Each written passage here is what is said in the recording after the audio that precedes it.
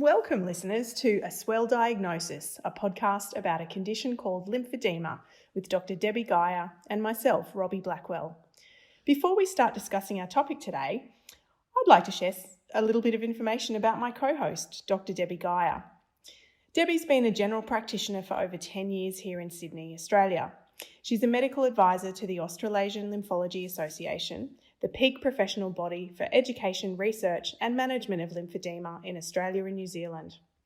On a personal level, Debbie has been living with lymphedema herself for more than 15 years, having been diagnosed with primary lymphedema as a young adult. Hi, Debs. Hey, thanks for inviting me, Robbie. But I probably should introduce you now. So Robbie's a lymphedema therapist and occupational therapist, and she works as part of the ALERT team at Macquarie University here in Sydney also. And this ALERT team was recently recognised as a lymphedema centre of excellence.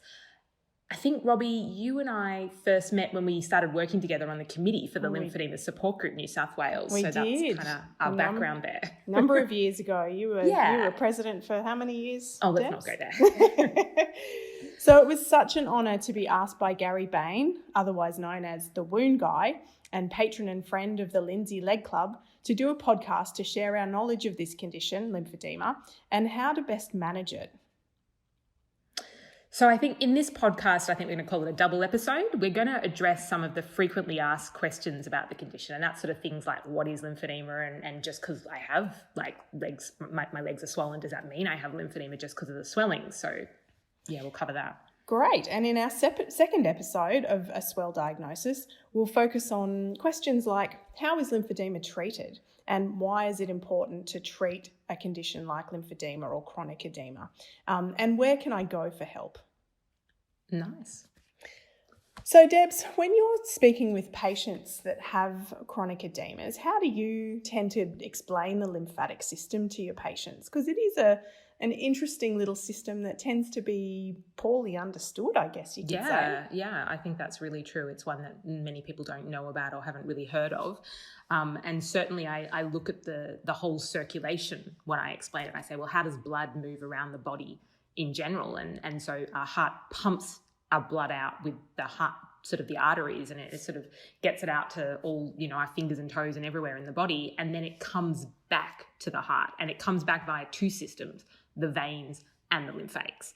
And I think that's what people often forget. They just think it's the veins that everything comes back by. And some of that fluid actually leaks out of the blood vessels into the tissue space. Exactly. And so this lymphatic fluid is very protein rich and full of infection fighting cells. And that's actually, which sort of makes sense because those lymphatic vessels get connected back to lymph nodes. And we know that, if you have a sore throat and a tonsillitis or something, you get your lymph nodes get swollen because that's the center where they're fighting the infection.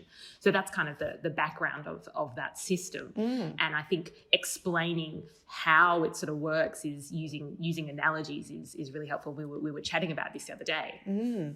Yeah, so it was actually Gary Bain shared a great analogy with me a couple of months ago that the whole fluid system is a little bit like a bathtub. So we've got a water spout with a steady stream of water coming into the bath, and we liken that water spout to that fluid leaking out of our blood capillaries and into the tissue space. So we can sort of liken the tissue then to the bath itself, the vessel where the water goes.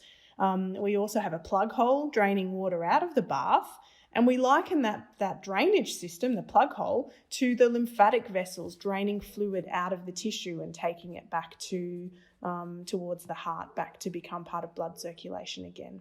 Yeah, no, that makes a lot of sense. Definitely. So I guess the ideal scenario, thinking about the bath analogy, is that the amount of water coming into the bath hopefully is less than our drain is able to cope with at any given time. And if the amount of water coming into the bath exceeds what the drain can drain away, then we'll run into trouble. So the bath will slowly start to fill up, like our tissues can fill up with fluid. And that's, the bath overflowing is a little bit like when your limb begins to swell. Yeah, that kind of makes sense. Yeah. And I guess, it's how much is actually, how high pressures are coming in and how much water's actually coming in versus the actual escape factor, and is it blocked? If you've got all that hair stuck in the drain, is it going to slow down how it gets out? Exactly. Yeah. So I guess we can now talk a little bit about lymphedema, and where does lymphedema fall into this analogy? And so lymphedema really is swelling that results because the drain itself is blocked or damaged and the water can't get away quickly enough, even when the amount of water coming into the bath through the spout is relatively normal. Yeah. So, I mean, I guess there's lots of different reasons why someone's, if we use the term plug hole or lymphatic drainage, is actually impaired. And I guess some people are born with drainage systems that don't work well, and that would be classed as primary lymphedema. Yeah. And it doesn't always show up straight away at birth. It could come on later in life and become, like myself, I guess I wasn't sort of till I was 20 that it really developed, but sometimes actually in utero, actually during pregnancy, as the blood vessels and the lymphatic vessels are developing, they can be malformed and therefore not enough of them. Yeah, not enough or too many. Exactly. It's just the system is just not functioning properly because it never developed in the first place. And for some people that actually doesn't take effect. It's almost like if the pressure, the tap filling into the bath is at a nice slow trickle their whole life, then we never notice that the plug hole is not working properly. You can have an underlying plug hole issue and it doesn't show up until sometimes it's like people, maybe in puberty or times of pregnancy or later in life when they're having other, high blood pressure problems, things, other treatments, put on medications, maybe those are the things that kind of trigger it. Yep. But actually the problem was an underlying defect in the lymphatic system. And then there's the other type, which is the secondary lymphedema. Do you want to?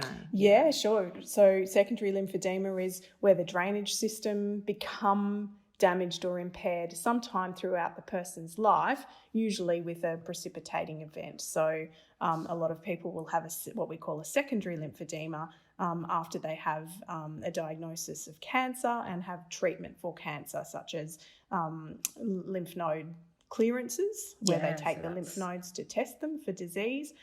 Radiation therapy for cancer is another cause of a lymphatic impairment. There could be a trauma to a limb in a car accident or burns or something like exactly. that. Or infections themselves. So some infections can be really big and quite damaging to the lymphatics. So they get in and compromise the integrity of the vessels themselves and stop them from being able to drain effectively. Yeah.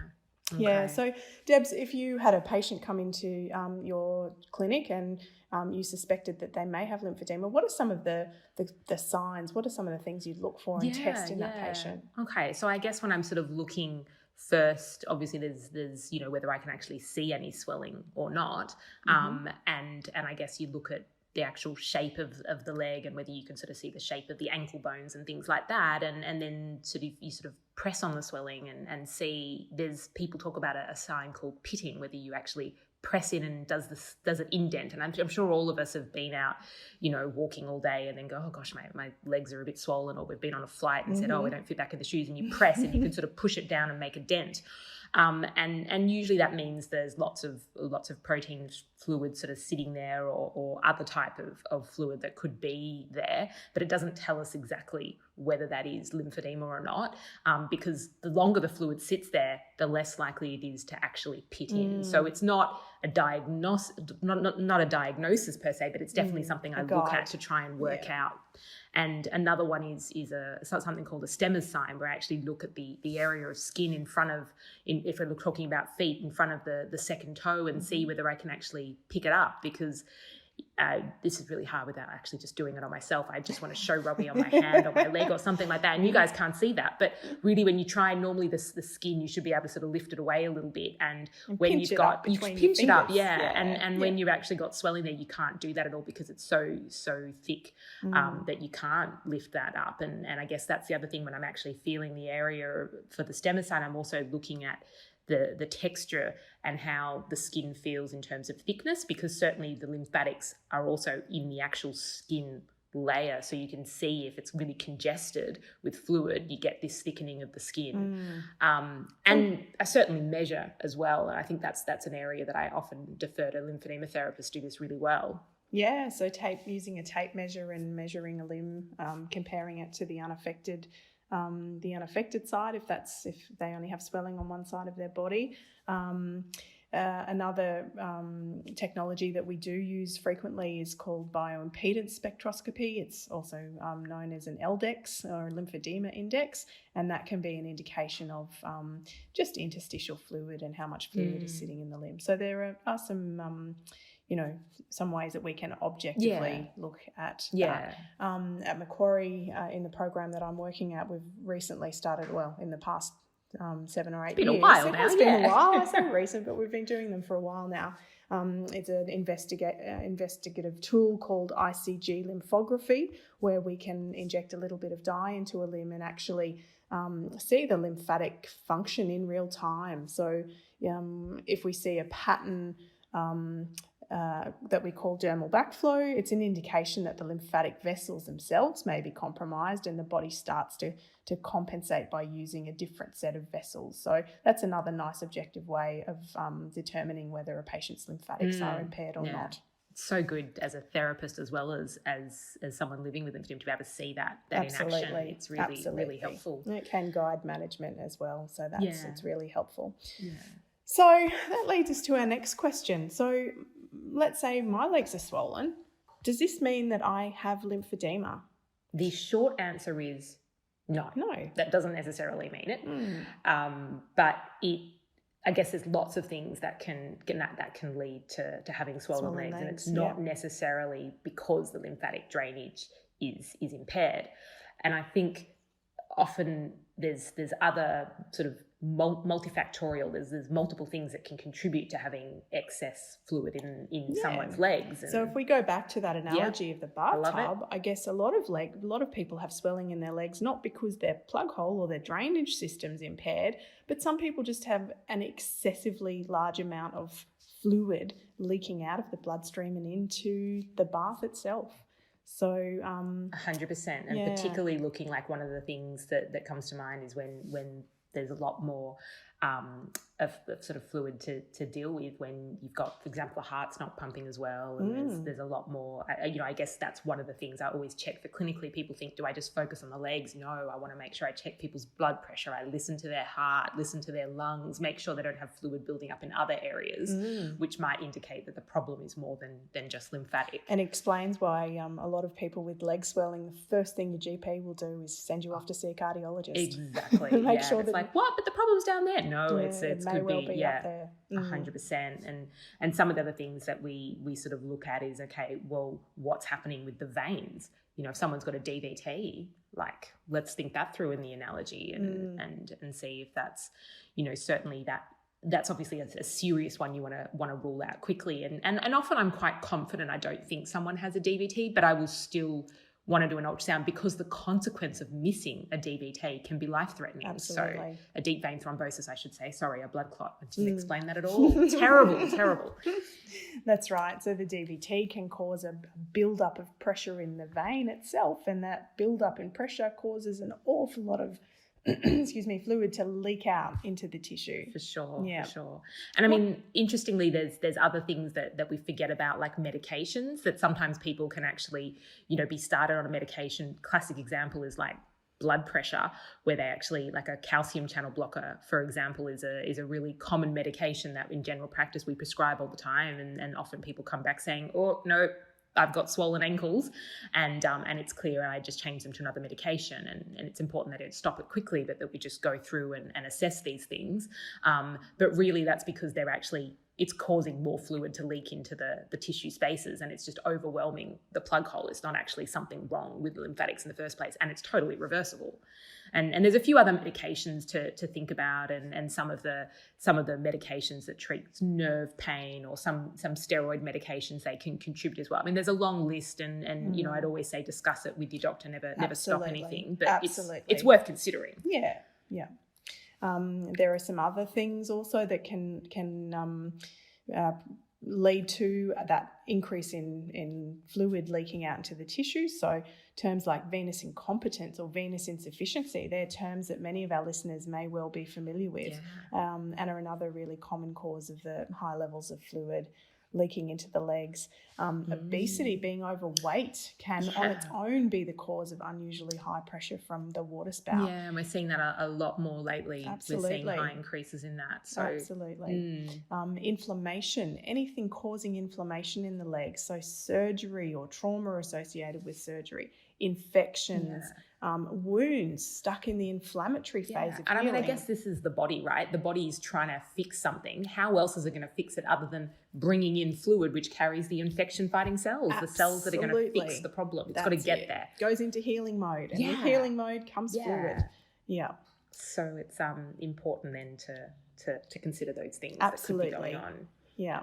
And what about gravity? Gravity is swelling's greatest enemy. Yeah, I mean, that's what you always talk about, people saying, oh, I need to go home and put my legs up. You know, it's like after a long day walking around or standing, you know, particularly people working in retail, standing all day, you know, their legs are going to swell by the end of the day. Whereas someone that's on their feet all day but moving around a lot more, because that's then the muscles and everything are pumping and moving, it sort of drains a bit better. The classic one is sitting on a plane with your legs hanging down and you don't get up and walk. That's really bad from a gravity. Because that fluid in your legs, it's got to make its way all the way back up to your heart. Yeah, it's an uphill. That's right, uphill battle. Yeah. So diagnosis of leg swelling, it can be complicated, and often the cause of swollen legs can be multifactorial. So in some cases we might diagnose swelling as a mixed form of edema, meaning the person may have a slightly higher pressure from the bath spout coupled with a bit of a blocked plug hole. So in that scenario, we're really going to notice an increase in fluid in the legs. So not all leg swelling is caused simply by blockage or obstruction to the drainage. In some cases, we have so much fluid coming into the bath from the water spout that the drain just can't keep up. Not all leg swelling is diagnosed as lymphedema, but I think the message we want to send here, Deb, is regardless of the cause of leg swelling, all leg swelling should be addressed and managed due to some of the secondary effects that swelling can have on the tissue in our legs and generally just the health of our legs. Yeah, for sure. So I think that's kind of a good place to stop really and sort of discuss that really our next episode will want to actually dive into a bit more about the way we manage and treat the leg swelling and why it's sort of important to address those issues and bring it under control. Yeah, we'll also provide some useful information on where you can go to get help for those people that are living with lymphedemas and chronic edemas. Well, you and I can talk about swelling all day clearly, so we probably should wrap this one up. Great, and we'll come back in episode 2 and talk about management. That's the fun part. See you then. See you.